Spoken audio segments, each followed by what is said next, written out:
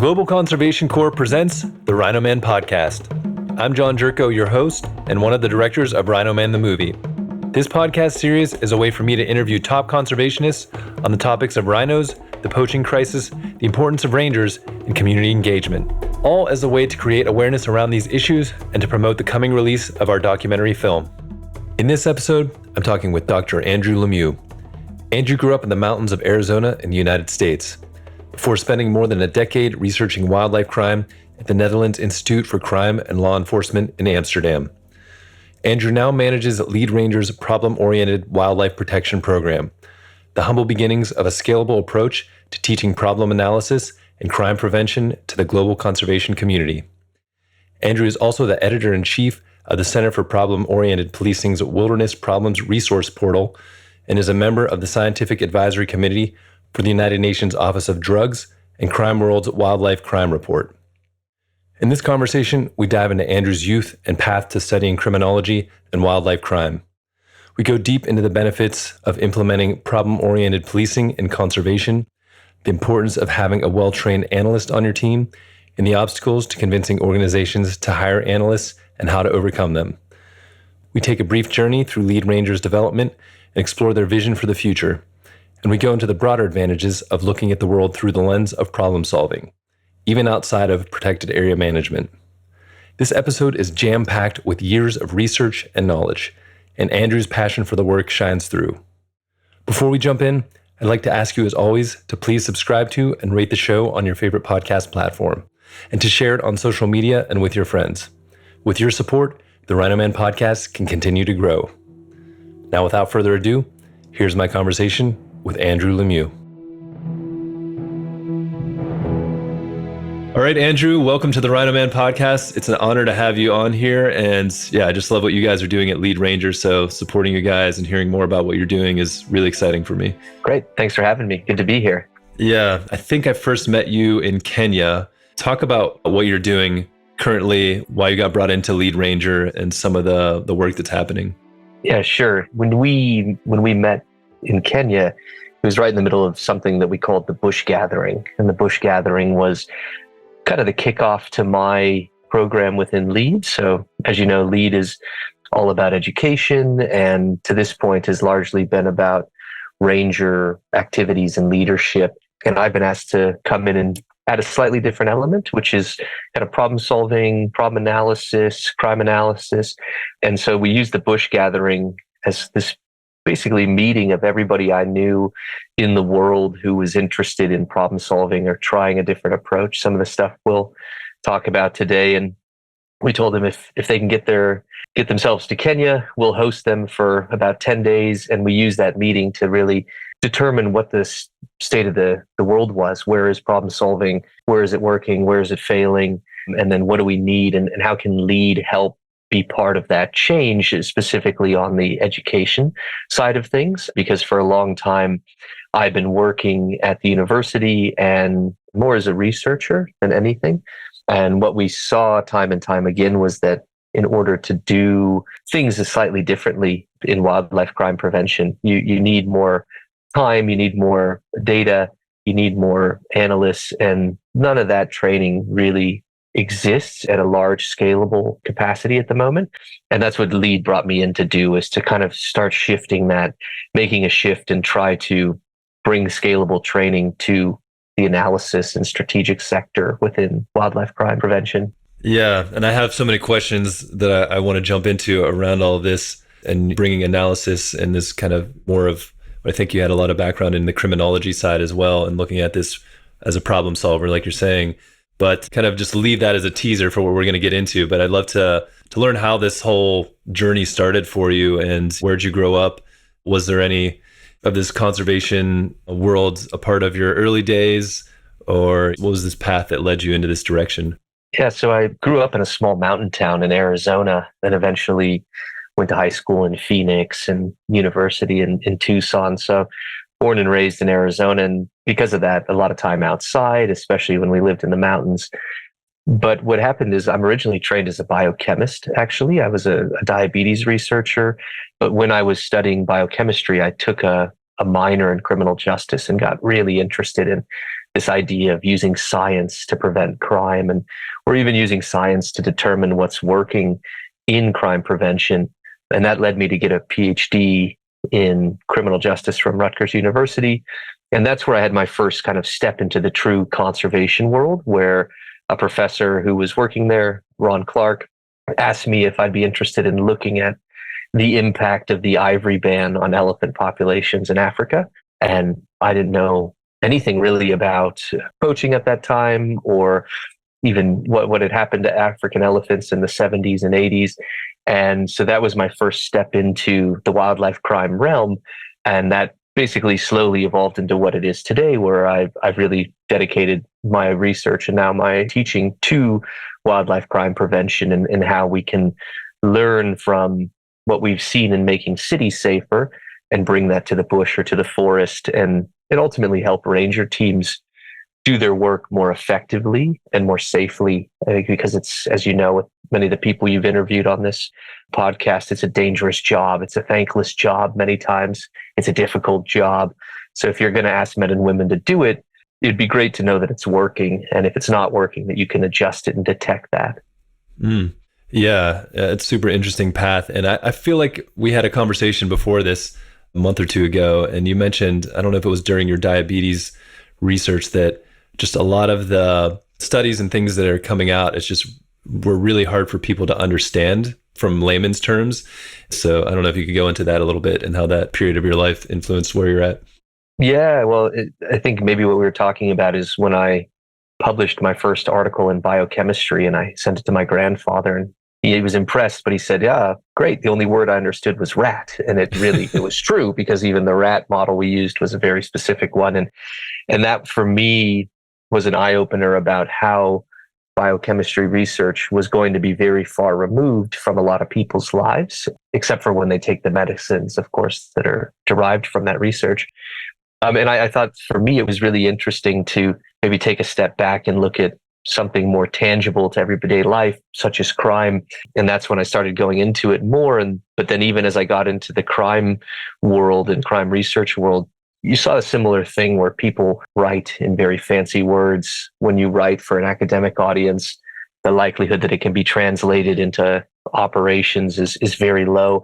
And that's what also led me to some of the work that I've been doing the last 5 years with the Center for Problem-Oriented Policing, where we write guides and manuals that are rooted in science and theory, but they're written for people who are working in the field. And the Center for Problem-Oriented Policing has a very long history of doing this for police officers.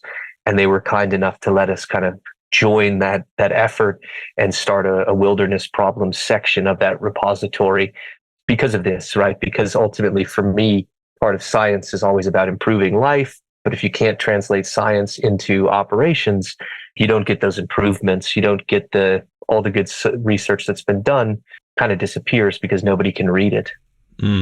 This, I don't know if this is jumping ahead or not, but, did you ever get any pushback, or, I feel like a lot of people are like, oh, like these people are coming from the academic world. They don't understand the real world on the ground, nuances or what's happening. I have an uncle, he's an excavator operator, and that thing's like an extension of his body. I mean, he's amazing. He just understands engineering at such like a intuitive level. And he's always complaining, this guy fresh out of university comes and just creates a map and a schematic of how something works. And then it's just a total disaster because he doesn't understand all the things that the real world presents. So I'm just curious, coming from that more academic world and then applying it to the real world, whether it's in the crime in the cities or now with wildlife crime in that way, has there been pushback, and how have you overcome that, or how do you see that kind of backlash? Yeah, no, there's definitely been pushback, but the interesting part is it was normally the pushback I was getting was from the university, in the sense that I was too applied. I was too interested in operations and changing operations. And part of that was because I'd spent so much time. I really cut my teeth in conservation in Uganda, and I spent a great many years working with the Uganda Wildlife Authority on patrol improvements in patrol data systems, how to analyze patrol data. And that would mean I lived in the law enforcement village or in the ranger village for months at a time every year. And for me, my ultimate goal was always to use science to improve operations.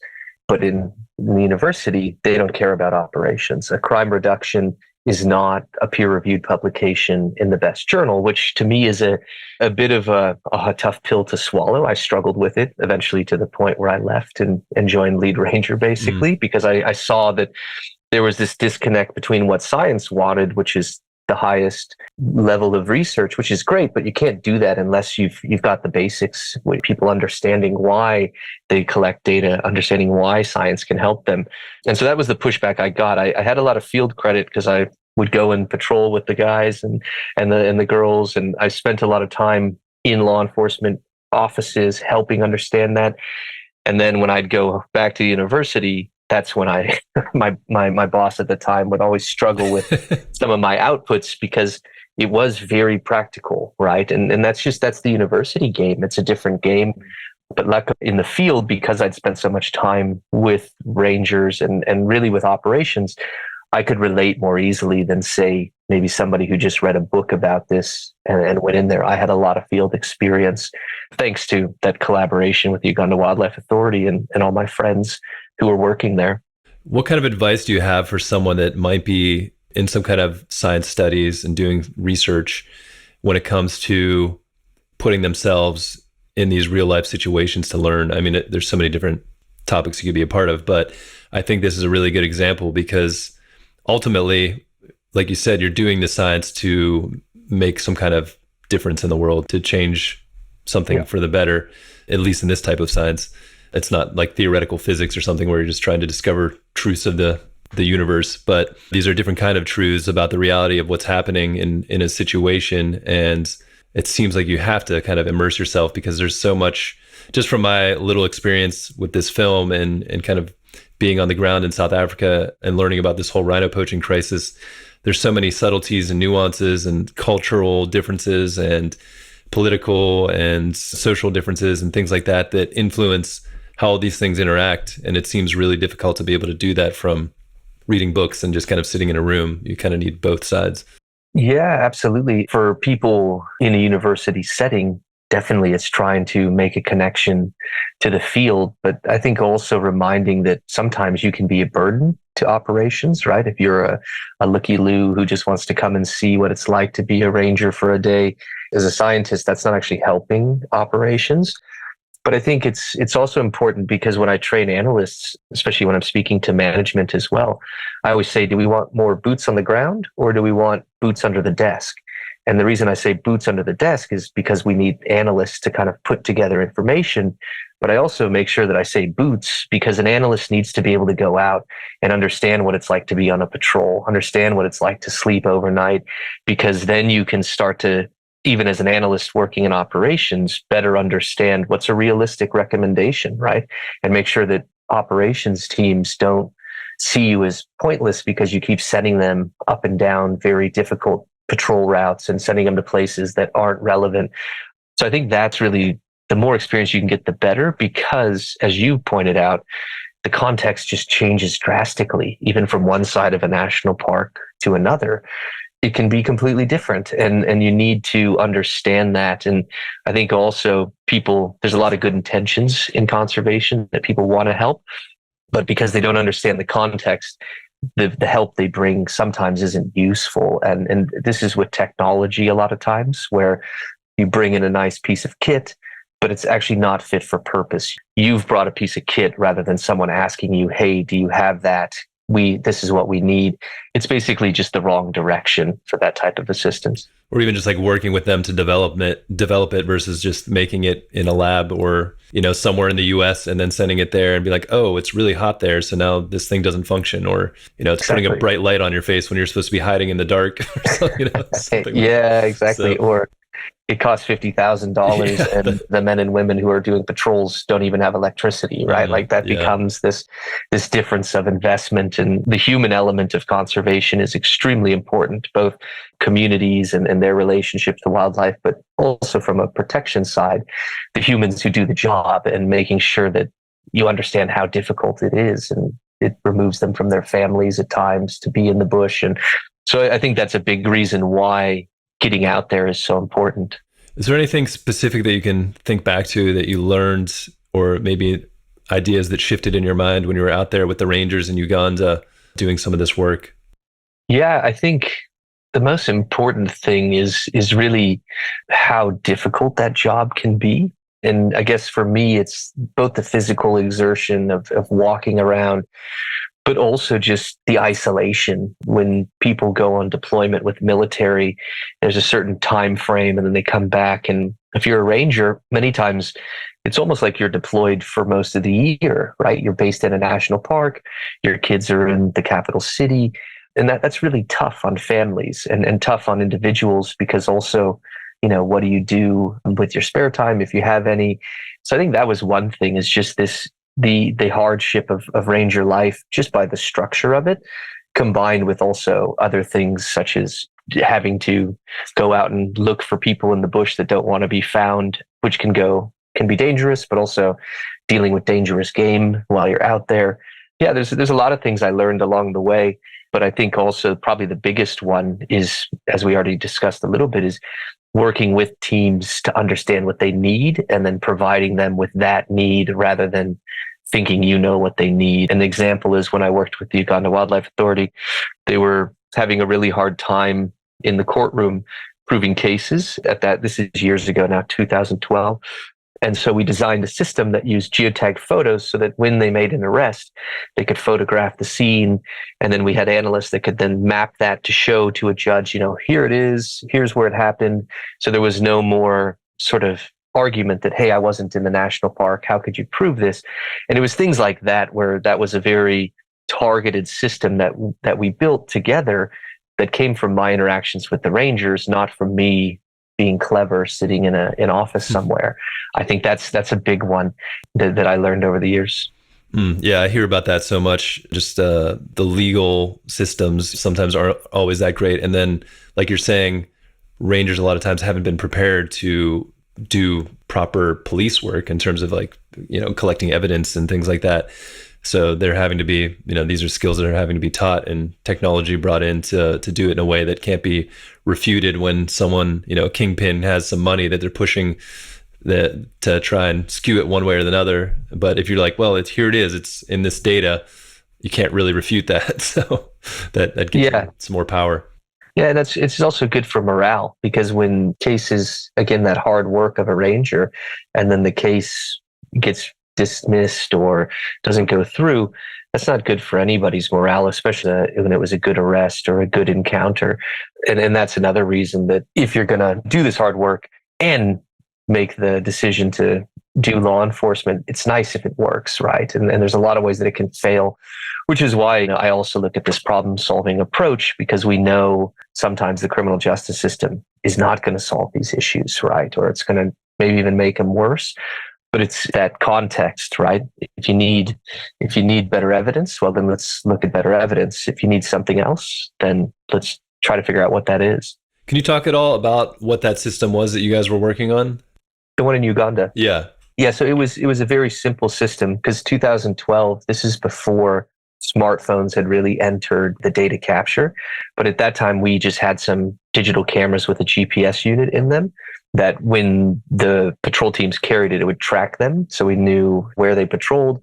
And then when they would find something, they just photograph it, which was great, because even if it wasn't an arrest or something like that, you could still just photograph the snare or the carcass. And then you had this photographic database of everything that Rangers were seeing.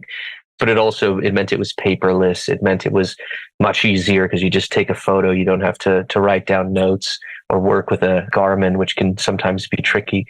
But that was it. And then over time, as smartphones kind of came in as a more common data capture tool, and that the smart data collection system, which is similar to Earth Ranger, was able to go into a smartphone, then the kind of everything just switched to that system. But it was in essence just digital cameras with geotag photos that was really helping to create a better picture of what was going on in the park and also for evidence in court. So we're using that data as well to create strategies for where poachers are coming in or what type of poaching they're doing and things like that, so you can better deploy the Rangers. So the idea was, next to the camera training, we also trained analysts who would then work with that data to look for patterns in patrols or areas that had been missed, or even just looking at patrol effort between teams, which again, a system like SMART or Earth Ranger, they do that very much more efficiently than the cameras we were using. But it was basically when I was in that working on that project, it was a combination of trying to have the better courtroom evidence, but also that other component, as you point out, of the strategy of how can we help commanders know better about where their teams have been, where threat is, or for example, at times we use the data to decide where to build new outposts in some of the parks to say, okay, look, we're finding a lot of snares, and it's in between these areas where there is no outpost, right? So if we were going to build a new one, this is an area because we know it has snaring activity. We know it's hard to reach with patrols out of the current outpost. So things like that. And that was kind of where I started making that switch from data collection, because again, there wasn't a lot of data collection in wildlife crime. You had some systems, but it wasn't as standard as it is, now 10 years later.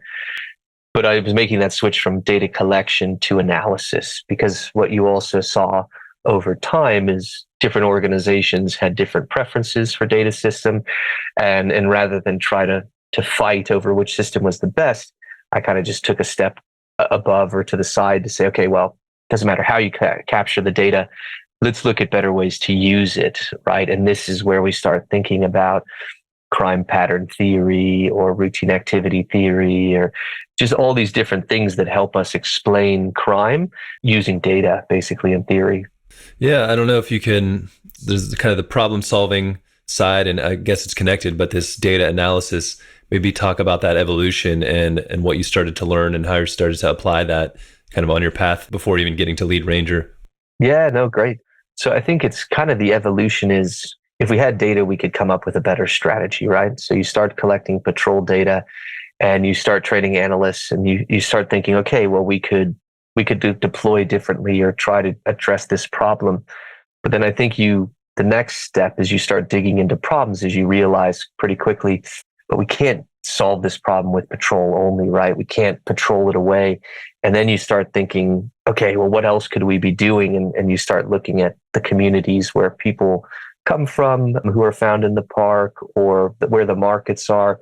And then you start moving away from just this pure analysis of where and when things are happening to this broader prevention idea. And this is where I really kind of then shifted into the problem solving approach, because we could teach crime analysis, but what happens with crime analysis is you need to get to a response, right? You need to analyze a problem to think of a response. And sometimes people would get stuck because they'd only have patrol as a response, right? They would only have that tool, or they're an NGO who didn't have that tool, right? The government patrolled, the NGO was doing something else. But the problem solving approach is where you can then start to say, okay, well, we looked at the problem. Here's where it's happening and when it's happening. This is who's involved, kind of the 5 W's and 1 H, who, what, when, where, why, how. And then you can start to say, okay, based on that, this is what we think would cause a decrease, or, cause the problem to reduce. Maybe it's alternative livelihoods. Maybe it's targeted arrests. Maybe it's enabling subsistence hunting. The thing is, you're now opening yourself up to more tools. And so that was kind of where I kept progressing. Okay, we don't have data, we need data.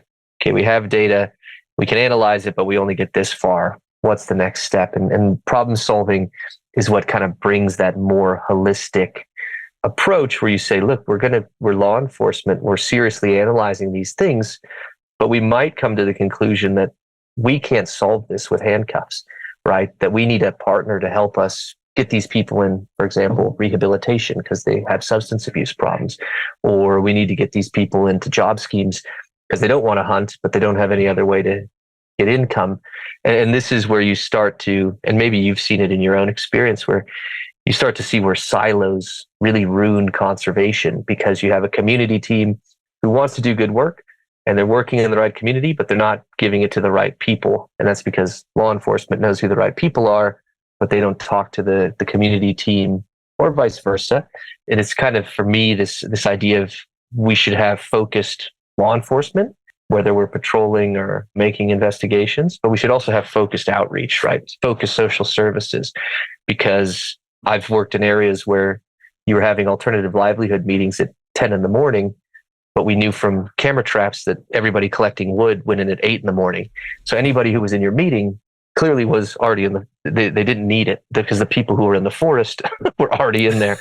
And that's the type of thing that's so easy to mistake, right? It's an easy mistake to make if you don't have a holistic approach or good communication between teams, because they're often running on separate grants or running under separate even leadership at times. And that really slows us down in making progress because we know law enforcement can't do everything on their own. What have you learned or developed to create ways for these different groups to talk together? Because it seems so important in every aspect of conservation, really. Not only the conservation-related NGOs or rangers, but even the greater law enforcement in the area or communities in different ways. So, yeah, I don't know if there have been any solutions that have come about. Yeah, I think mainly it's about talking first and foremost, right? Like actually setting up meetings. And one thing is also trying to have a bit of focus where you pick a specific problem that you want to talk about as a group. Because if you just talk about wildlife crime in everything, it's too much, right? It could be hundreds of different problems. And when you talk about collaboration, people think, oh no, they want all of our data or everything that we do. Whereas if you pick a specific problem, it starts to narrow it down and say, hey guys, now we want to talk about that bushmeat problem where the meat's going to the urban center, right? The large scale hunting. Already you start to narrow it down, both in the number of people you should be talking to, but also the amount of information that needs to be shared.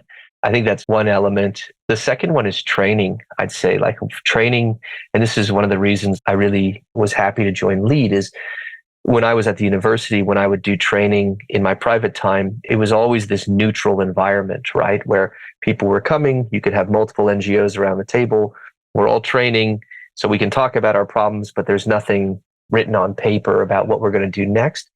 But it was a really nice way to get people from different agencies and organizations to start talking the same language. And that's something that with LEAD, I really wanted to continue with, is to maintain that neutrality, because especially when you're in a training role, you should be neutral, right? You should be just trying to help people, and you don't have any skin in the game regarding funding or whatever.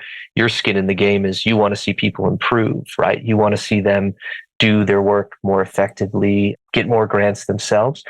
So I think those are two of the ways, is picking something. Training's a good one. And then ultimately, we're still learning this, but it's getting it right one time, like doing it once, picking a small problem, going through the hard steps during that, so that the next one is much easier, because then you've built trust. So I think those are some of the lessons I've learned. Yeah, really interesting.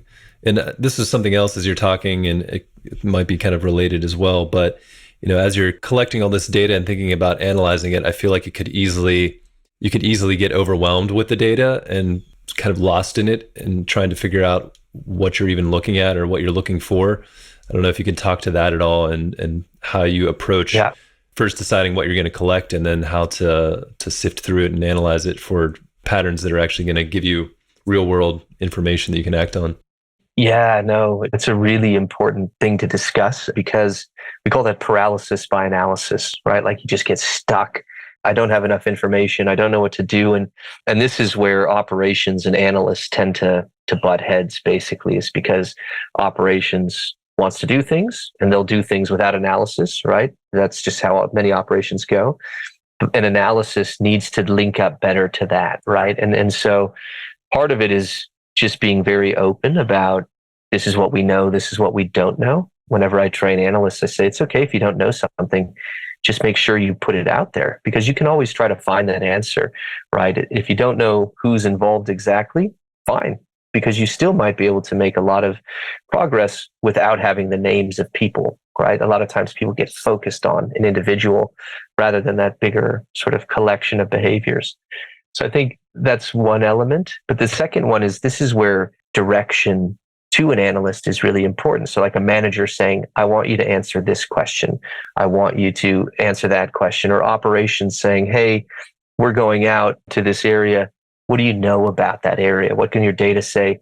And I think that's one of the things that we try to work on more and more in training is reminding management that analysts work for you, but they need direction, because far too often, even in big policing agencies, people just come to an analyst and they give them a phone or they give them a bunch of data and say, tell me what this means, which is a terrible thing to ask an analyst to do because it's a loaded question. And it's also that has no direction, as opposed to tell me who the top 5 contacts in this person's phone are, or what is this person, where do they spend their time. If you're looking at a phone, that's a big issue that we deal with that you can overcome, but it's that communication between operations and analytics that helps, and setting time frames too, to say, look, you got 2 weeks to come up with a plan, because then we're going to go, right? And most importantly, when you make failures or whenever you do things, just keeping track of what happened so you can add that to the reality that you're sharing with your team.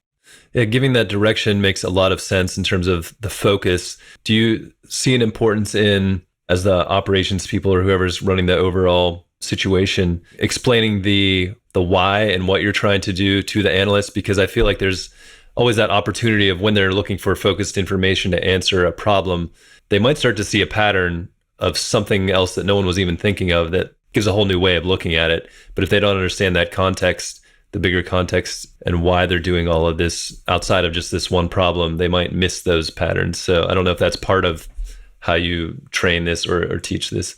Yeah, what we're trying usually to do, and this is where we want to train analysts and management and operations, right? So all these different levels, because they need to understand what the other one does, all right? And this is the same way that an analyst, I say they need to go on patrol to understand it.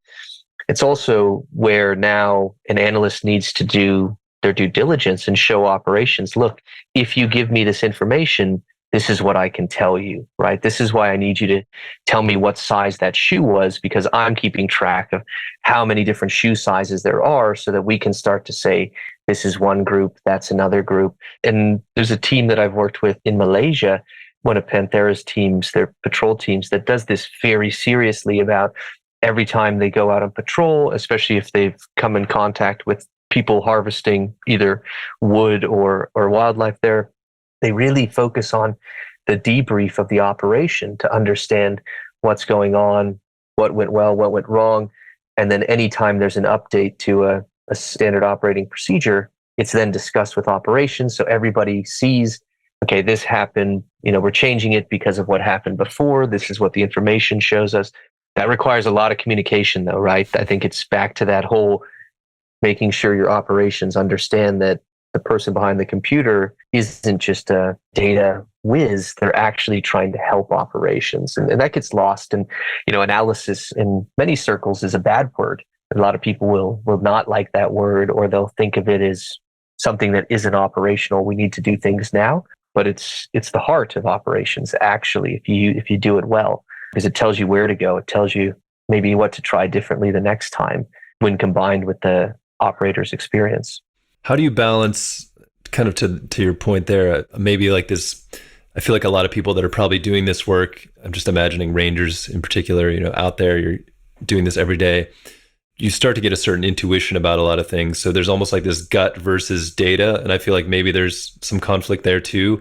And, sometimes people can, just because of being immersed so much, you don't even really know what the signals are, but you kind of know because you've just seen it so much. But then on the other hand, I think you probably could get tricked sometimes by that. And the data makes it very clear that, no, actually you're kind of going at it the wrong way. You might be tricked by these certain markers, but actually this is happening. So I don't know if there's, in those conversations, if there's some kind of talk to that balance between listening to that intuition, but then also backing it up with the data. Yeah, it's a really good point. And I'll give you an example. Snaring is a great example of something where you can go to snaring areas, places where there's snaring. And if you keep going there, you'll probably keep finding snares, especially if you're just removing them and you're never really understanding who the hunter is. And so your intuition might say, well, we got to go to that water hole because that's where we keep finding snares. And you go, and it's every time you find snares. But what you're forgetting is with the data is that we only find snares where we look for them. So there could be another water hole that you never visit and it's covered in snares. And in fact, the people are exploiting that area because they know there's no patrolling, right? And this is that difference where we have to be careful, even when we have data. When I train analysts, I say, look, we call it the silent victim problem, right? Animals don't call the cops. So we only find the snaring or the activity where we look for it. So we need to make a combination of intuition and past experience of this is where it should be with this other side of things where we might need to explore. We might need to go to areas we haven't been to before because we might find more problems. And that's a really, really important element of this. And I think it's the intuition. If you had the right data, you could probably prove it most times. And this is where analysts need to speak to operators and rangers and say, hey, how did you find that, right? Or how did you know it was there? And then you could start building things around it, such as search protocols, like the team in Malaysia has developed, that when you find a specific type of sign based on previous information and interviews with hunters, you know that in a certain radius, you're probably going to find that camp, right? So when you find a marking on a tree, enact this search protocol, find the camp, and then take it from there. So it's a combination of intuition and data at that point. But I think it's, again, that communication and trying to get into rangers' heads. Rangers have so much valuable information in their heads, and especially, and police as well around the world. It's getting it out of their head is usually the most difficult part. And this is where you need someone who's not just a complete nerd, right? Like an analyst who has zero EQ is pointless. Analysts actually need to have a pretty good emotional quotient because they need to be able to speak to those rangers and think with them to come up with basically some innovative solutions. Yeah, it just kind of always goes back to communication. Like you're saying, it's so important in so many aspects of this, building those relationships, partnerships, discovering what to look for and diving into someone's mind. You have to be able to get them to trust you and vice versa. So super interesting. Let's jump into lead ranger now.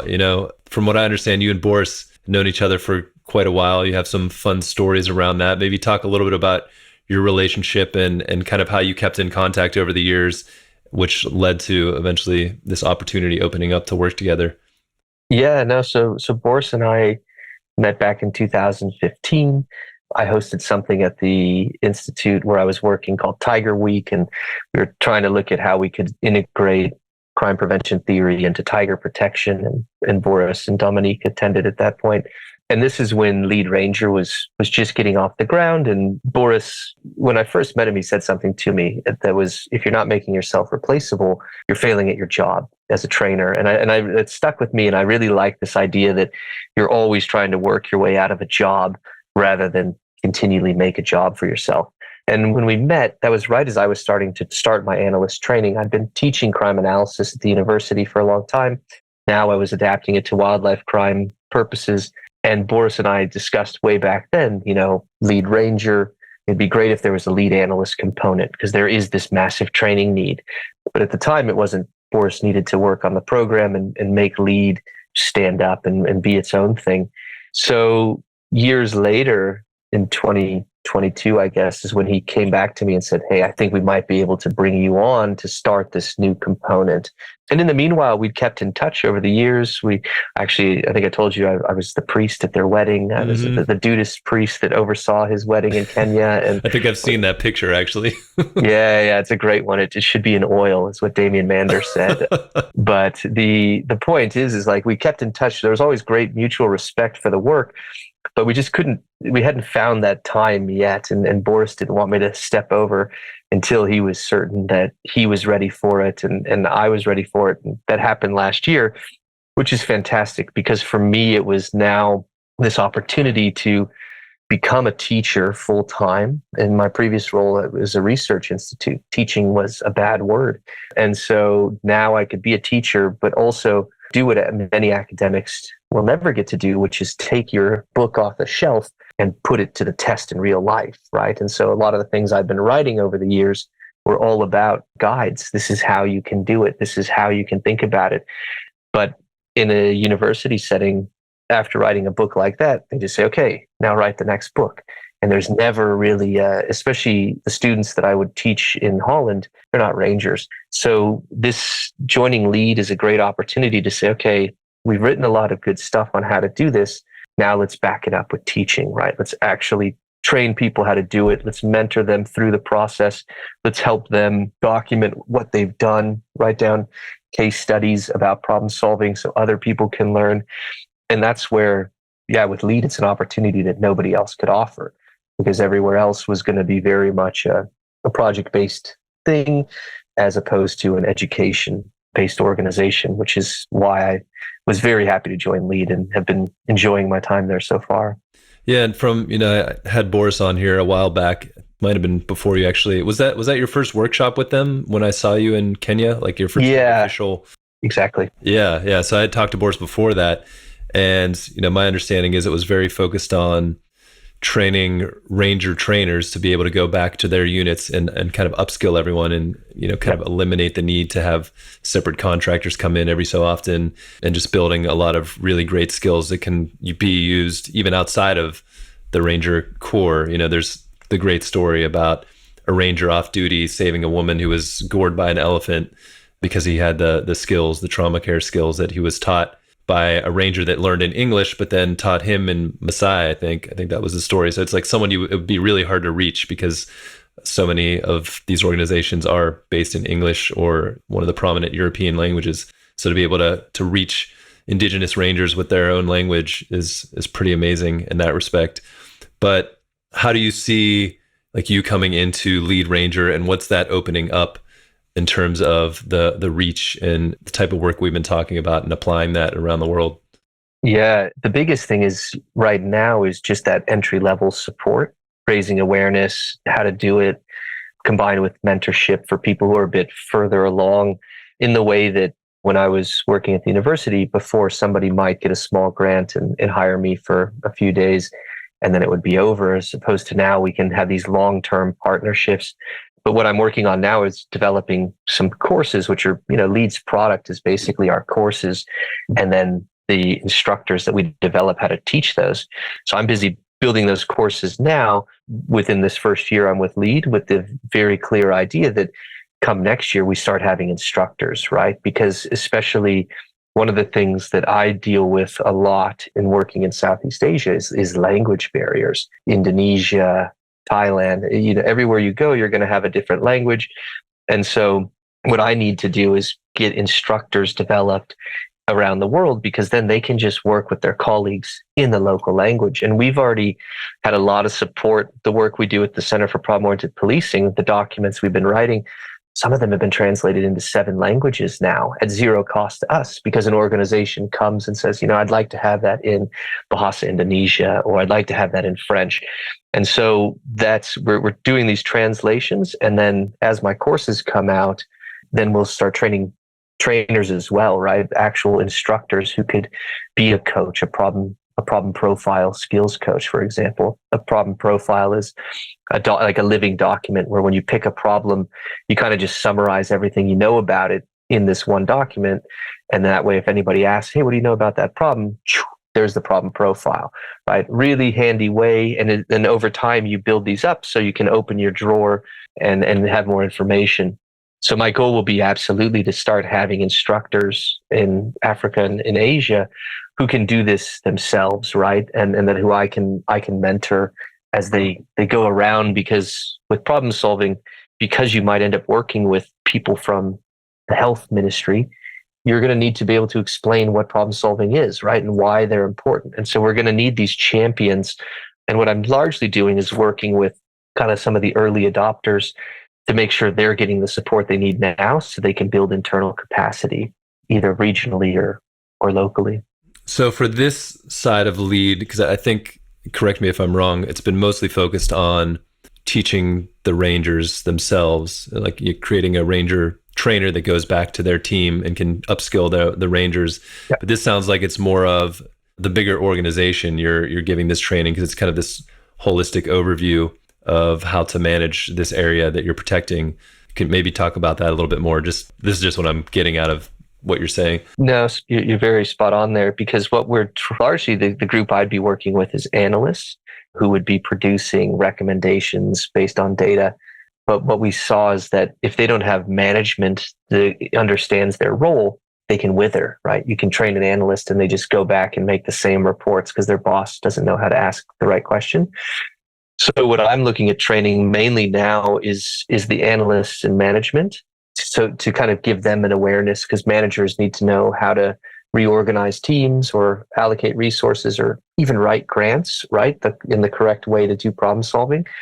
Analysts need to know how to think about problems. A lot of analysts, they have a background perhaps in conservation biology, which is great for modeling animal movements, but maybe not helpful for thinking about illegal activity. That's where my expertise comes in, right? And how to think about why crime concentrates or why crime prevention can take on a different view.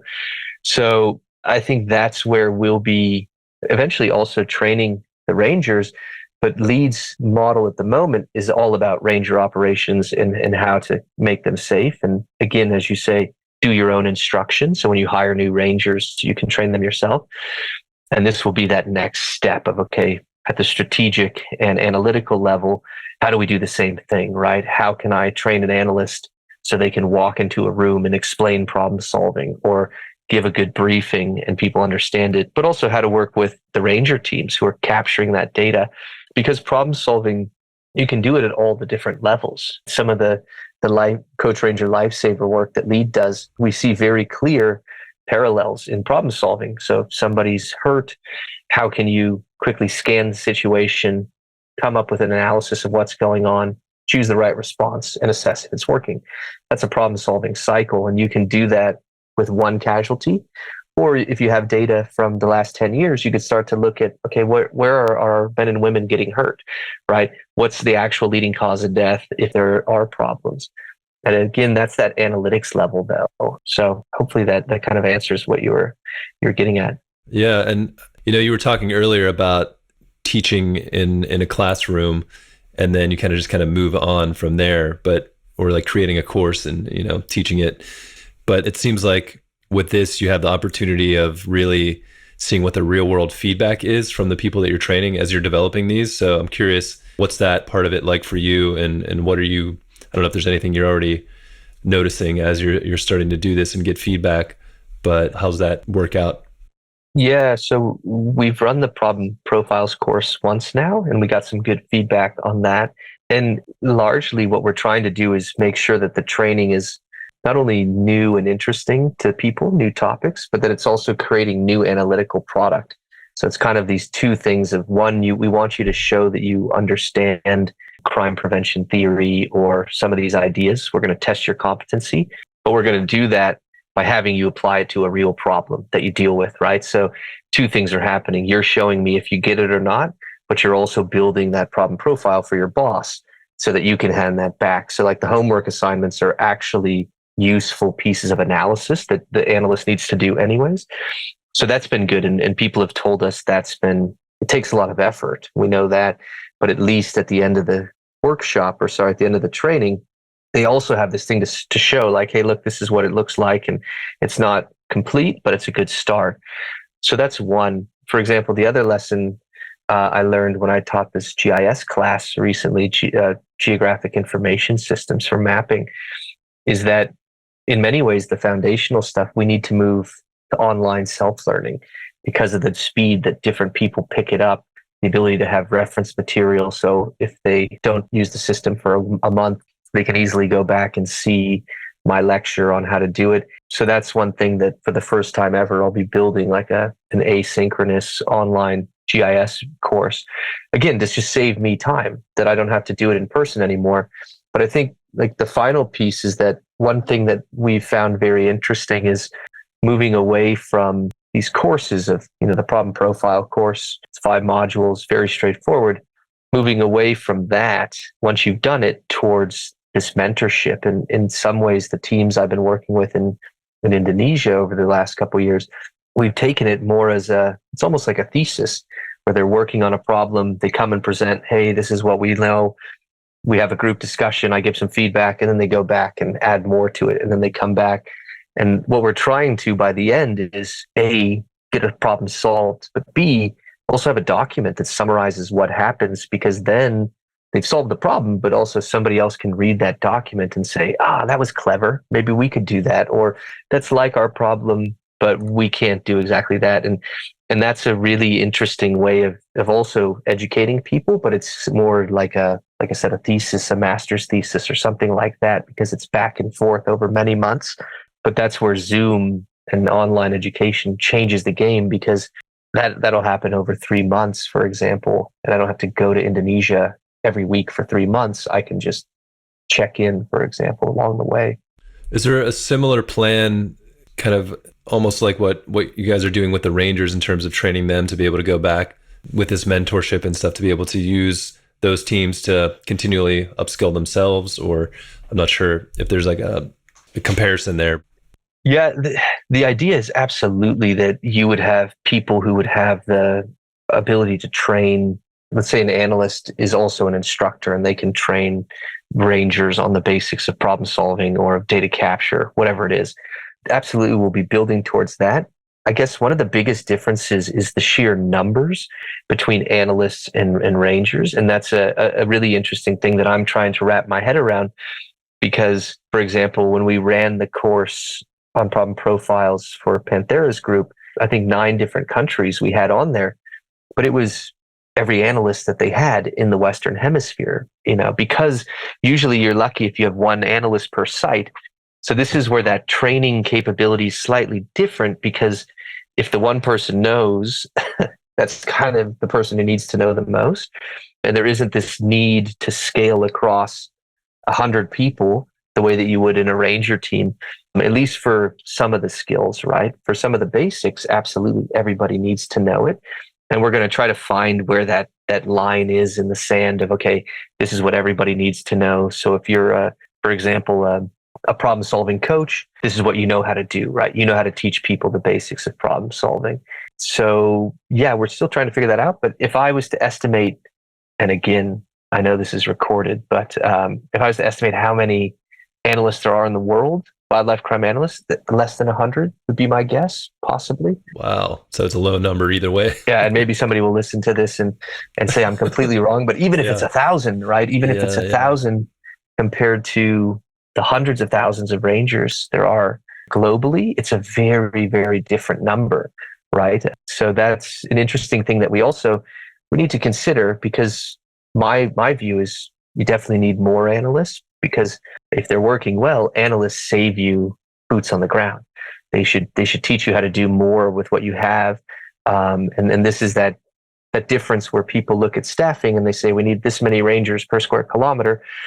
I'd be very hesitant to ever do that, especially if I didn't have any analysts to do anything with the information. If you hire 1,000 new Rangers and they're all collecting information, but nobody can put it together, it's kind of pointless. It's almost not worth collecting the information, because it's not being used for anything. And that's a really dangerous path to walk down, in the sense of getting people to not care about information, right? And in analysis, it's very much garbage in, garbage out, right? If you get bad information, an analyst will give you bad recommendations, and then it just confirms that loop of, well, we don't need analysts because they give bad recommendations. And analysts say, well, I give bad recommendations because you give me bad data, right? We need to break that cycle, basically. Is any of your work involved in that, in terms of, how many analysts do we really need? That could be a helpful way to look at it. And then also, how do you convince organizations what the value of an analyst is? Yeah, no, it's a good one. And it's a discussion we actually had when I was in Malaysia a couple of weeks ago. Again, if we use that Panthera team as an example, and the amount of work they put into dissecting operations, huge amounts of effort, like absolutely can take an analyst days and days and days to do a dissection. And so now you have to think, okay, well, how many analysts would I need? Where would that budget come from? And we're seeing it more and more where, people are putting out a terms of reference for an analyst, but we're also having to kind of, in the small problem solving group, write these things to say, what does that even look like? Or when I was training in Borneo and somebody said, what is an analyst? Like, am I an analyst because I analyze information in my head? And it's like, no, it's an actual position, right? And in some law enforcement agencies, there's a lot of analysts, right? Or intelligence agencies. That's kind of what they do. But in wildlife crime, it's still a new position. So it's about telling people you need time when time is money. So you need to get money to hire analysts. And you're going to need more than just one, especially if you want to do the good stuff, right? If you want to do more than just say, this is how many patrols we had or how many snares we found, you can do that. That's not analysis. That's describing data. So yeah, it's a combination of teaching people, and this is where I'm very interested in case studies, because then you can show the value of the analyst when you can show people this is what we did and this is how it changed our thinking. But yeah, at the moment, we don't have any estimate of how many analysts there are globally. That's an interesting question. How many do we need? As you said, that's a really good one. And it's because nobody's pushed that far enough yet. But I'm happy to see people hiring analysts more and more, which is great. But it needs to come with that direction and that training as well. Yeah, I mean, I feel like that's always one of the hardest problems is just showing the value of someone like that and how it could actually save them money and time and a better operation. But you're just thinking like your typical maybe smaller reserve or something like that. And they're like, oh, well, we got our Rangers, we know what we're doing. And, kind of that pushback. Yeah. But it'd be like, no, this can actually really improve your lens on the world around you and what you're doing and solve these problems. Yeah. Absolutely. And I think also, even for the people who are very much, this is how it's always been done and this is how we do it, then the next question that I like to ask is, but is it working? And can you show me that it's working? And that's the one that almost nobody can do. And that's where we should be. I'm all for hiring Rangers and creating jobs if it works, right? Because if it's not working, then we shouldn't be doing that, because our goal is to protect ecosystems and the communities dependent on them. And so if having completely different livelihoods around conservation purposes is what we need, cool, right? That's totally fine with me. And this is that question. I sort of, when I talk about measuring success, I ask managers, I say, what's more important, that it's a good idea or that it works? There's lots of good ideas in conservation, but how many of them work? It's okay to have good ideas, but they need to very quickly be tested. Like, is it working? And that's where we fail in conservation, especially conservation law enforcement. And that's where analysts can come in, right? Is to start helping to ask those questions. Yeah. And the only way you know if something worked is if you're measuring something to compare it to. Exactly. Yeah. There's, I think what is the quote is like, you can't improve something you can't measure, right? Like you can't, until you know what your status quo is, you can't say if it's above or below that moving forward. And unfortunately, a lot of conservation work, there isn't that checking back on it. And that's also because of the way funding goes, and people, when they submit their donor report, it's about what we did, not the impact we had. And donors don't ask for that next level because they're usually making quite a small investment or a very focused project investment. So they want to see the project got done. They're not providing additional funding for what was the impact 5 years later, right? And then we never know what works. So we keep doing what we've always been doing, but we do know ecosystems aren't getting better. So largely, I'd say it's not working. I mean, do you see yourself like part of this job as a sales job almost? Because even what you're just saying there, if you can convince an organization, be like, you're showing your donors what you did, but it's going to be even more powerful when you can show them that it actually worked, or this is actually the numbers of what happened versus just kind of this amorphous, we spent this money to do this, but we don't know what the results are. Yeah, absolutely. It's for sure a bit of a sales pitch, but it also very much speaks to, like, if I have the opportunity to engage with donors, I try to really make that point about, look, unfortunately, you're having a lot more influence in operations than you think you are. And by setting metrics that measure effort, you just continue that, right? If all you ask your grantees to do is buy GPS and show you that they bought GPS because you think it will help protect the ecosystem, you're just measuring if they bought GPS, full stop, right? And you can maybe think that you had an impact, but that's different than actually having one. And this is the interesting term I heard recently. It's not conservation related, but related to COVID-19, and they called it tarmac to arm. And it's the idea that you could get a bunch of vaccine doses into a country on the tarmac, but how many of them go into the arms of people, right? And more importantly, how many reduced infections did that cause? And of course, those are difficult questions to answer, but the big celebration is the photo of the vaccine on the tarmac with the country's label on it, right? And then it just kind of disappears and people forget, well, that needs to be stored at a crazy temperature and it needs to be moved around, and probably clinics aren't ready for this. And then what you realize is maybe there was a very, very small percentage that made it into an arm, the same way that conservation, we could patrol tons and still lose elephants, right? We could still lose all the elephants and be patrolling as they disappear because we weren't checking, right? Because we weren't actually measuring impact, or we were funding the wrong programs. Yeah, all the pretty pictures of the new technology, and then, it doesn't really actually end up having any impact. Exactly. Yeah, exactly. Because it's a short-term investment a lot of times. I know we've been talking around this throughout this whole podcast, but could you kind of set the stage of, how a lot of people are working in conservation without this problem-oriented policing approach, and then what this brings to it, and maybe just kind of go into some more detail of what problem-oriented policing is and just this whole problem-oriented way of thinking? Yeah, no, happy to. So problem-oriented policing is a strategy, and it's basically, it was developed in the late 70s and it's been around since then. And it's basically this idea that crime is complex, right? And that crime is very different, one crime to the next, who's involved or why they do it. And so problem-oriented policing is about picking a specific problem and analyzing it to understand what's causing it, right? And not thinking about an individual case of this home got broken into, but a selection of cases where all these homes got broken into around the same time with the same method of entry. This is a problem. It's probably one burglar or a group of burglars. How can we solve that problem? And the interesting thing about problem-oriented policing is it doesn't set the endpoint as an arrest or as a conviction. You can do that if that's what you think will solve it, but what it looks for is also all these other things that you might be able to, these vulnerabilities that you might be able to address along the way. So what we teach if we do problem-oriented wildlife protection is first think about getting focused, right? Don't try to prevent wildlife crime. That's impossible because it's hundreds, if not thousands of behaviors, because the person harvesting the product is breaking the law. The person using the product is breaking the law, but they're very different drivers for those two people.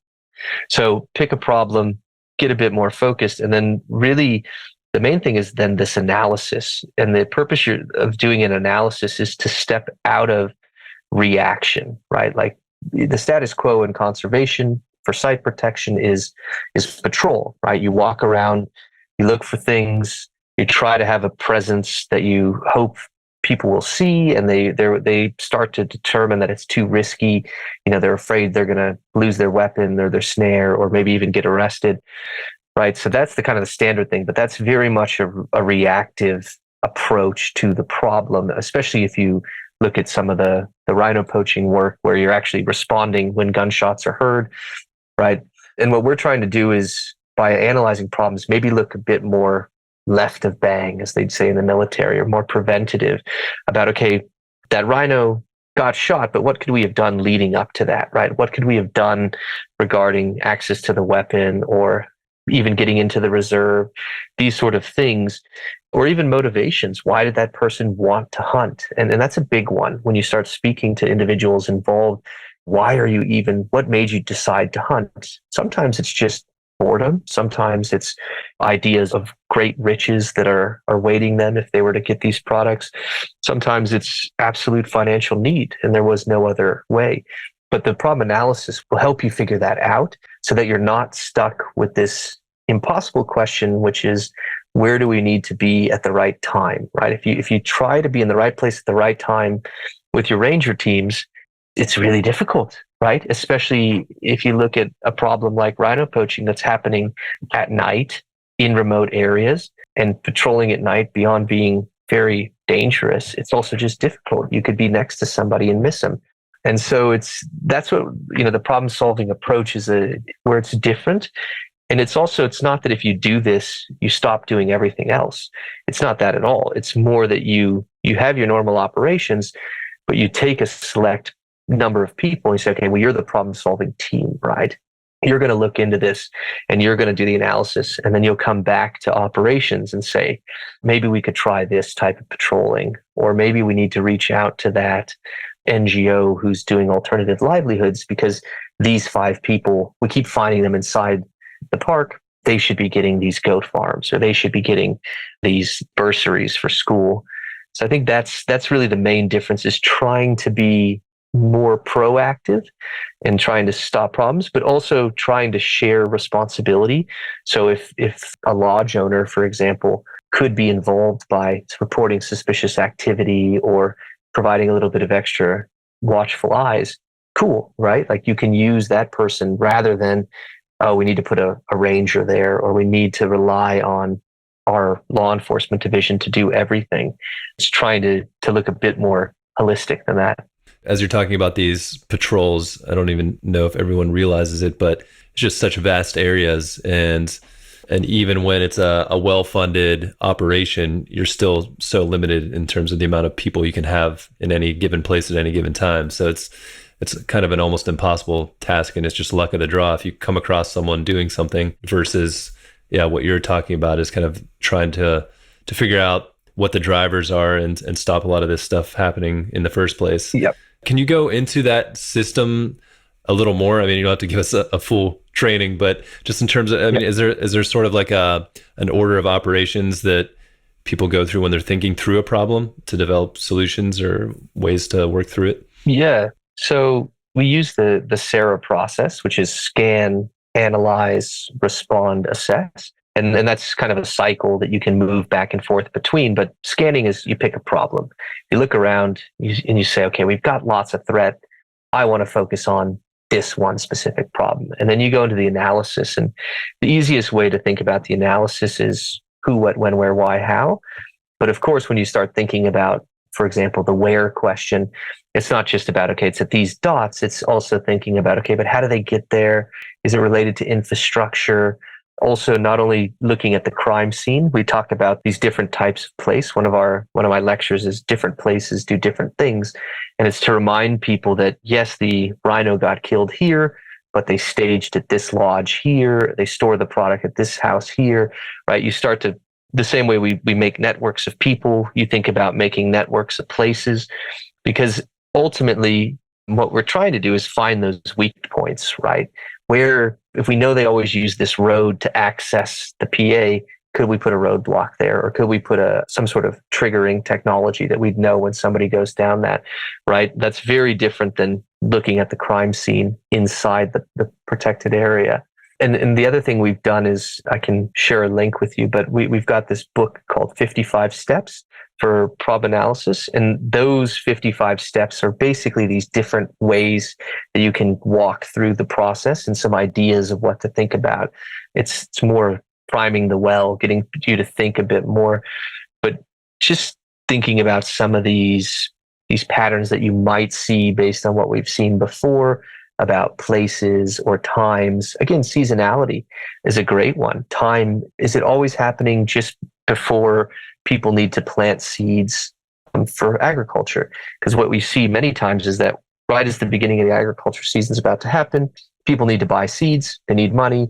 So there's a poaching spike to buy seeds, and then it goes away because once they start planting, they're busy with that and they get money from the harvest, right? Free time is always something that you can be watching out for.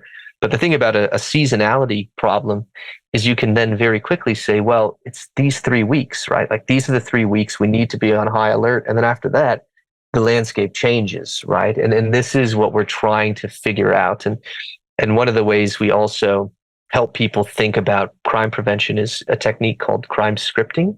Especially for you as somebody and been involved with film, crime script is very much from the beginning to the end. What does that person do? Why do they decide to hunt? How do they get ready for it? How do they get to the area? How do they move around the area undetected? How do they hunt? What happens afterwards? And so you get this kind of play of step by step what happens. But then the cool thing is you can start saying, well, how could I intervene at that step or that one?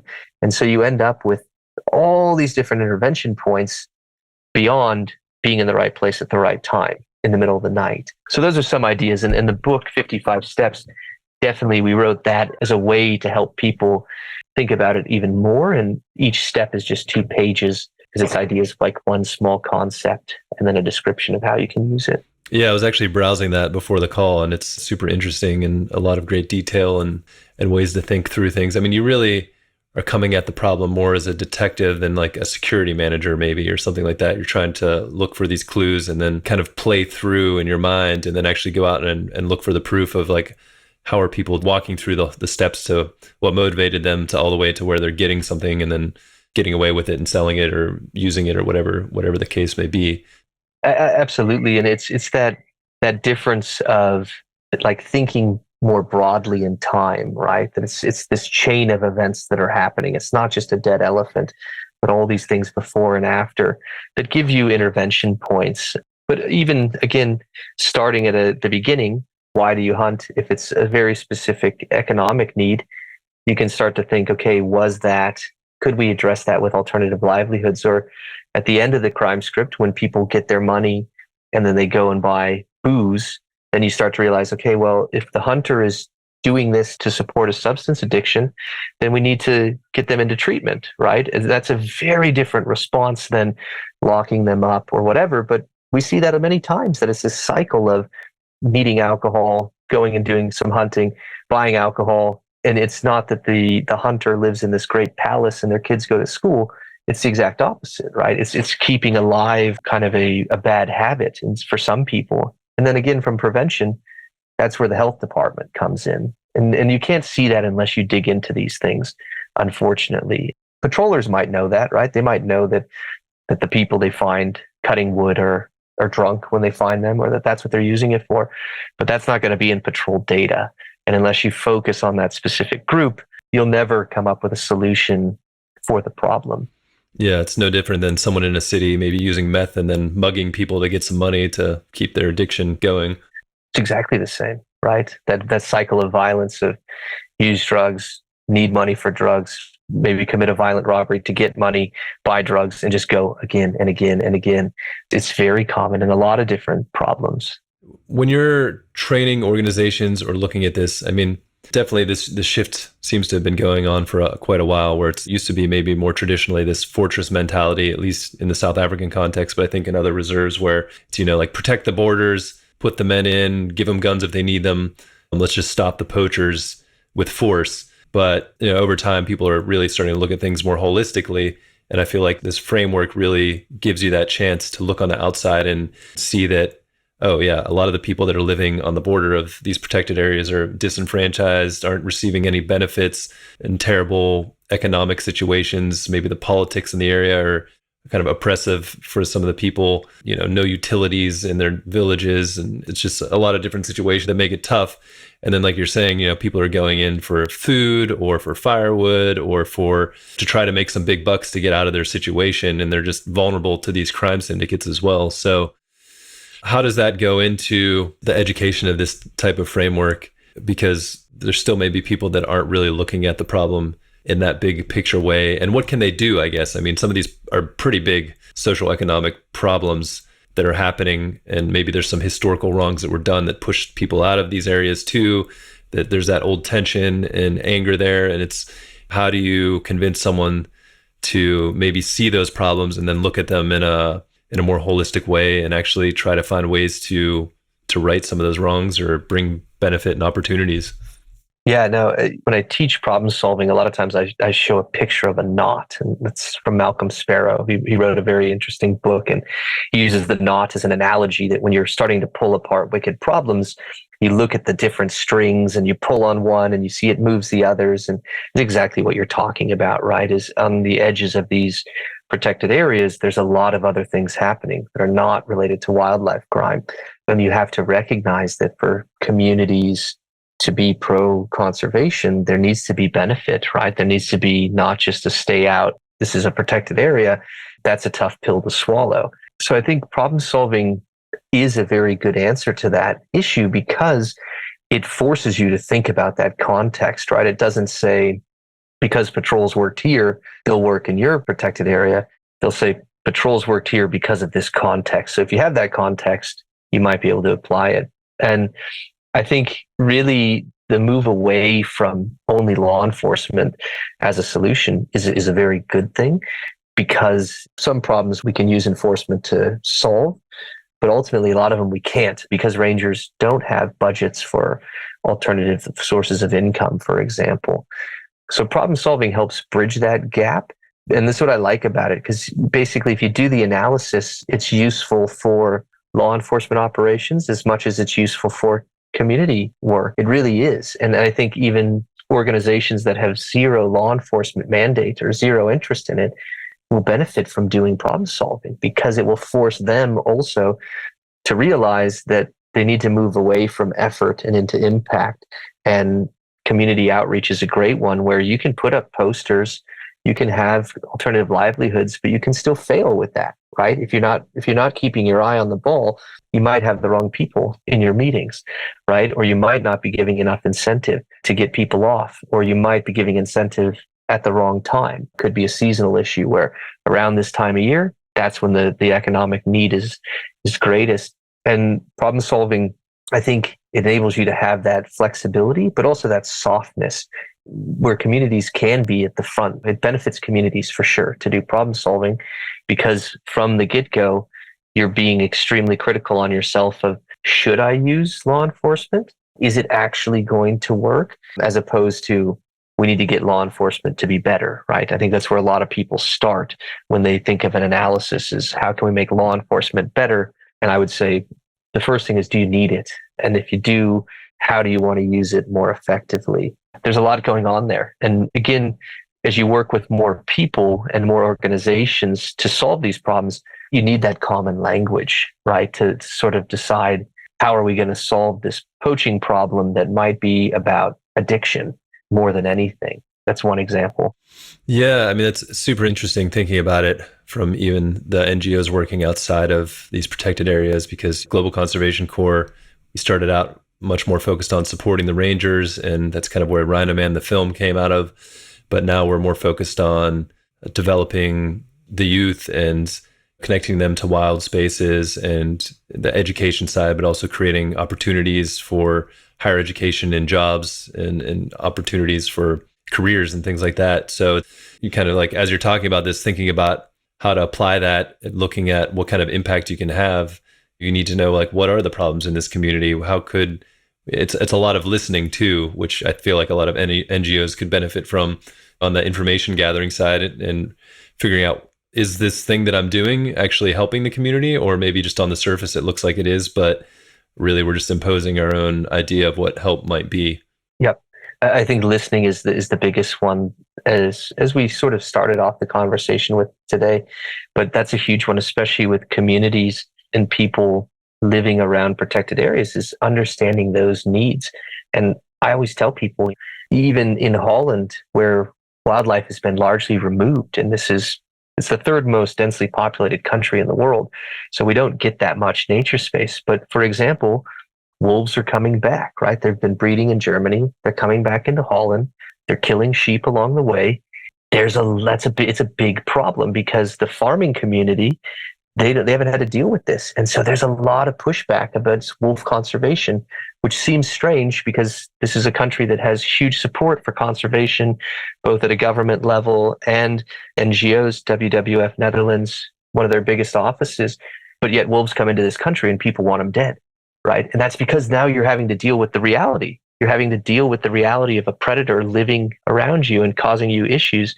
And I think that's where communities definitely need to be listened to as much as possible, to understand what they want from a park or don't want, right? And it comes back to this other idea that I remind people, where I say criminologists, we normally fail because we get focused on, why do people commit crime, instead of why don't people commit crime, and remind ourselves that 99.9% of people living in a community will not have anything to do with a wildlife crime problem. And so if you treat the whole community that they are hunters, that's a massive no-no. And instead, what you should be doing is understanding, why don't people go in the bush? They don't know how to do it. They don't care about it. And then try to get those to become the norms, as opposed to the other way around, is something that I try to encourage people to think about. Yeah, because if you come into a community and you're like, you guys are poaching, you're you're doing all this wrong and that wrong. And it's like, whoa, whoa, whoa. Like, Yeah. where are you coming from here? Could be one bad apple, but don't accuse everyone, because then it becomes a problem and you can't actually have that conversation and learn from the... Absolutely. And it's about finding that shared vision, both when organizations work together. What's the shared vision? How do you find where you want to collaborate? Same with communities. What is the future that they'd like to see for themselves or for their children? And how does that relate to conservation? It has nothing to do with conservation.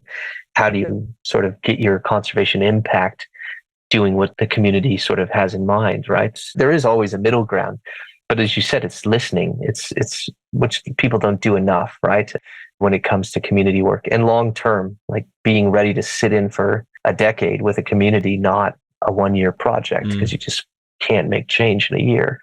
And it's been interesting too, getting to know, I feel like some of the best rangers are really some of the best advocates for bringing together protected areas and communities, because they often come from the communities and they understand the issues on both sides of the fence. And if they have that, kind of a similar mindset, they can really, really be a great advocate for both sides, really, and finding those solutions. And not to put more work on rangers, but I feel like some of them just stand out as that type of bridge.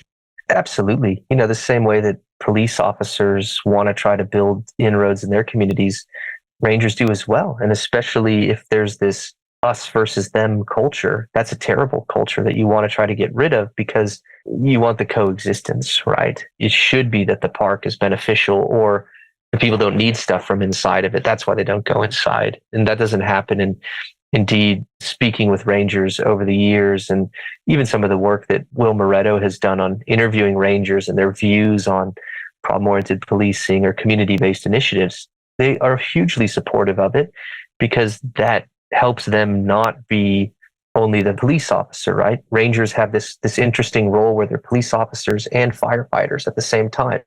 When the animals come out, you call them. If you go in, the rangers are there as well. And as we know, people tend to like firefighters more than police officers, because firefighters come when you're in need. Cops come when you're in trouble, usually. And that's where we have a huge opportunity for rangers to embrace the firefighter role a bit more and focus on, being beneficial to the community rather than the guy or girl in green who arrests everybody, right? But that requires a difference in thinking from management, from donors, from conservation in general, of how to combine those roles. That's like going back to that example of the elephant, the woman that ranger saved when he was off duty, providing those rangers with skills that benefit the ranger teams, but then also allowing them to be able to use these skills within their own communities. Suddenly they have so much more value within the community, because like you're saying, nobody wants to live in a community where they're seen as the bad guy when you're trying to do, you feel like you're sacrificing so much to do good. And then you go home and you're being threatened and people are looking down at you because you're like, oh, you're part of that group of people that think we're all bad guys on the outside, or whatever it is, or taking our way of life away from us because we don't have any other opportunities. Exactly. A lot of it comes down to this idea of legitimacy, right? And how legitimate is the role? How respected is it? And there's ways that rangers can increase legitimacy. There's ways that it can be stripped away. But that's the big one, is that communities see benefit from that agency, basically. And in many places they don't. And that's because it's kind of this one tool approach of, we've got law enforcement. That's how we're going to protect these animals. But as we've discussed, is it working? Doesn't seem to be in all cases. And more importantly, is it actually having negative impacts? Absolutely, in some cases, right? Where communities have been alienated. And that does nothing for the long-term visions of conservation. There needs to be more thinking about that. And problem solving, it can help you do that. But I'd say the other good thing about problem solving is you can use it for any issue, right? You can use it for crime issues in the community. You can use it for, the whole idea is just thinking about stuff and analyzing it to see what's causing it and making a response that's based on those drivers and facilitators, rather than this is what we've got, right? Like, we've got the hammer, we're going to use the hammer. But that'd be a terrible way to, if you were a carpenter, if that's how you build stuff, you would be a terrible carpenter. Yeah. Or just blindly throwing random things at the problem versus trying to really figure out what the drivers are and how you can find those little points. to intervene. Yep, exactly. What do you see the future of lead ranger looking like in the next 5 years or so with the work you're doing, and what do you hope you guys are able to accomplish? Yeah, I think for me, one would be instructors, right? At the moment, I'm kind of on my own when it comes to instructing. I've got a few people that I team up with every now and again, but we don't have alumni of instructors. So I'd like to see that, where more people are teaching problem solving, the basics or whatnot. But I think also one of the biggest things we'd like to see are these publicly available case studies. So that people writing down, this is how we picked a problem, this is how we analyzed it, this is what we did, that start to basically build an evidence base about what's working. And also, I can't remember if we discussed it the last time we chatted, but for education, case studies are also very, very interesting, because if you go to Harvard Business School, you don't buy textbooks. It's all case studies, business case studies, right? This is a business problem. This is how that executive solved it. And you discuss, was it the right approach? Was it not? Now, if we had 100 of these for wildlife protection, brilliant, right? If we had 100 case studies that we could reference. So, oh, you have a snaring problem? Check out these 10 case studies. That for me would be a sign of success, because what I'm trying to do with LEAD is, of course, have instructors that we've trained, but ultimately we want to be out of the picture in 10 years, because we've built enough resilience in organizations that they don't need us, or they need us in a very different way. And so for me, it's instructors, it's case studies, it's things like that, where we have resources that people can tap into in 5 years. And just the idea of having instructors in my program would be fantastic to sort of see that growth, and especially instructors who speak, many different languages, given the global nature of this. Yeah, it could just really become its own self-sustaining way of looking at the world and operating, and organizations sharing that information through case studies. Like you saying, if that becomes a culture, it almost just kind of stimulates itself to produce more people thinking about problems in that way, and training their organizations and hiring. Yep. And having something to refer to or to think about. And that's what even some of the work I've been doing with organizations, even if it's just internal sharing of case studies, that's already a huge step. It's people in law enforcement don't like to write stuff down, I think, is the main thing. And so we don't have, like I said, there's all this knowledge in people's heads. It's not in systems, and it's definitely not in case studies. And if we can help that, and writing a case study is a lot of work, but it also is really, really useful. And I think it helps people get recognition for the work they've been doing. There's a lot of intuitive problem solvers out there. We just don't know about them because they don't write it down, or it's word of mouth. And then that limits our ability to say, hey, you know what? You should try that, because that actually worked before in a similar context. We just get general responses like patrol and whatnot. What's your advice for someone coming into this field, whether it's as a problem solver or an analyst, or even just someone that's getting into conservation and starting out early? What would you tell them? I think one of the most important things is to start looking in your backyard first. There's lots of interesting conservation problems all over the world. Maybe have less attractive animals in certain continents than others, but there's a lot of work that can be done. And I'm even looking at in Europe, as there's this big push for rewilding globally, but especially in Europe. As you start bringing back nature, you're going to start bringing back problems, right? Like the wolves coming back to Holland. And I think there's this tendency to focus on Africa and Southeast Asia, and that's where my work has ended up because of the sort of grants and network that I've had. But I'd say first start looking in your own backyard and decide what you could be doing, and then immediately start thinking about how to get into the field, even if it is just in your own country and working with rangers or volunteering in conservation organizations, because that will help you understand the problem so much more, especially in wildlife crime law enforcement. It's a really small world, actually, given the limited resources that go into it. So breaking into it really requires starting from the ground up and getting to know people and problems. So I guess that would be some of my advice. I feel like this is kind of a big question to throw in here at the end, but just been thinking about this a lot lately. There's the global initiative to protect 30% of the world by 2030. And there's a lot of things that will go into that, building ranger capacity. We're don't have nearly enough rangers. And even the rangers we do have out there, a lot of them aren't taken care of as well as they should be or trained as well as they should be. What are your thoughts on trying to reach a goal like that and some of the things that you feel like need to happen to be able to actually have a chance of doing that effectively? Yeah, the biggest worry there is paper parks, right? That's what everybody would be worried about, is things that are protected, but they're not really. And I think training is a huge one, right? Is as you pointed out, is you can add a bunch of rangers, but if they're not trained and they're not well managed, unfortunately, they're going to become a risk because they're going to get bored. They're going to have nothing to do, and they might start doing things that they weren't supposed to because now they have access to the deep forest or to the bush. So for me, I think absolutely go for that goal of 30 by 30, but very much with the consideration in mind of, if we're going to do this, how would we build strategy, right? And what would that take from an analytics standpoint, right? How would we build in people who can use information for making decisions, especially because in some of these places, you'll start from scratch. So you don't have to unwind the system.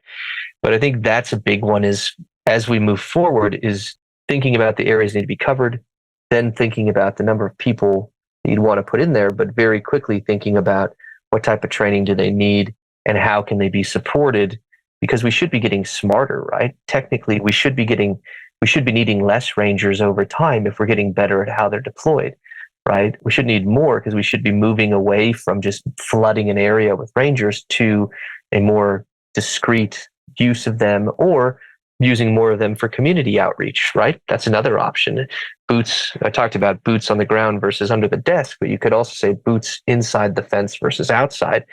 And I'd say you'd want a lot of them outside as well, to build relationships, to build understandings of communities, because otherwise we're just going to have 30 by 30 of fortress conservation, which will come with all the problems that we've discussed today and that we've seen in other places. So I hope that answers the question. That's kind of what I have. Yeah. I mean, it's a huge undertaking to figure out all the problems and solutions involved in that. But I think that was a good way to frame it.